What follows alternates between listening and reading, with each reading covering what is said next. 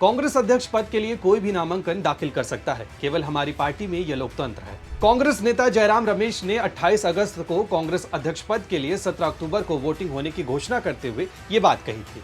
लेकिन 3 दिन बाद 31 अगस्त को कांग्रेस के ही नेता मनीष तिवारी ने चुनाव की निष्पक्षता पर सवाल उठा दिया। उन्होंने सवाल किया कि मतदाता सूची जारी किए बिना निष्पक्ष चुनाव कैसे होगा। साथ ही उन्होंने कांग्रेस अध्यक्ष पद के चुनाव में वोट करने वाले पीसीसी सदस्यों की लिस्ट भी जारी करने की मांग की। तो ऐसे में आइए आज के एक्सप्लेनर में जानते हैं कि आखिर कौन लोग कांग्रेस अध्यक्ष का चुनाव लड़ सकते हैं और कौन लोग उन्हें चुनते हैं।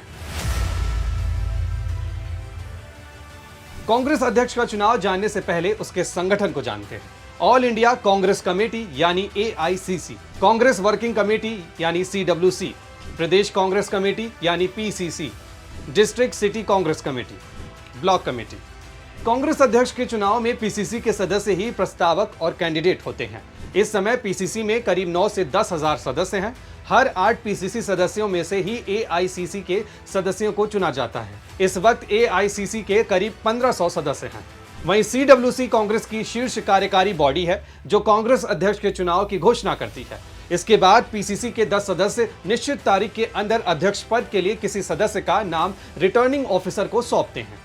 किसी भी आम चुनाव की तरह कांग्रेस अध्यक्ष पद के सभी कैंडिडेट के नाम आने के बाद नामांकन वापस लेने के लिए 7 दिनों का समय दिया जाता है। नाम वापसी के बाद यदि एक ही कैंडिडेट रहता है तो उसे अध्यक्ष घोषित कर दिया जाता है। दूसरे सिनेरियो के तहत CWC कैंडिडेट की फाइनल लिस्ट प्रकाशित करने के 7 दिन बाद वोटिंग कराता है। अगर 2 से ज्यादा कैंडिडेट हैं तो वोटर्स को प्रेफरेंस के आधार पर बैलेट पेपर में 2 नाम दर्ज करने होते हैं। फर्स्ट प्रेफरेंस के आधार पर यदि किसी कैंडिडेट को 50% से ज्यादा वोट मिलते हैं तो उसे विजयी घोषित कर दिया जाता है। अब सवाल उठता है कि आखिर मनीष तिवारी ने चुनाव की निष्पक्षता पर सवाल क्यों उठाए हैं।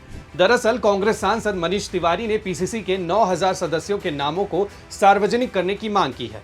तिवारी ने आशंका जताई है कि अध्यक्ष पद के चुनाव में किसी कैंडिडेट का पर्चा इस बहाने से रद्द कर दिया जा सकता है कि प्रस्तावक सदस्य ही नहीं है। कांग्रेस के 70 साल के इतिहास में अध्यक्ष पद पर गांधी नेहरू परिवार ही हावी रहा है। पिछले 40 साल में अध्यक्ष पद के लिए सिर्फ 2 बार ही चुनाव हुए हैं। पिछला चुनाव साल 2000 में हुआ था। तब सोनिया गांधी ने जितेंद्र प्रसाद को 7448 वोटों से हराया था। वहीं 1997 में सीताराम केसरी ने शरद पवार और राजेश पायलट को 6224 वोटों से हराया था। इससे ही आप समझ सकते हैं कि संगठन में गांधी परिवार की ही पकड़ बनी हुई है। इसलिए मनीष तिवारी संगठन में नए सिरे से चुनाव कराने की बात कर रहे हैं ताकि गांधी परिवार के करीबियों से इतर लोग संगठन में आए। ऐसे और भी वीडियोस के लिए जुड़े रहिए दैनिक भास्कर ऐप के साथ, क्योंकि सच करीब से दिखता है।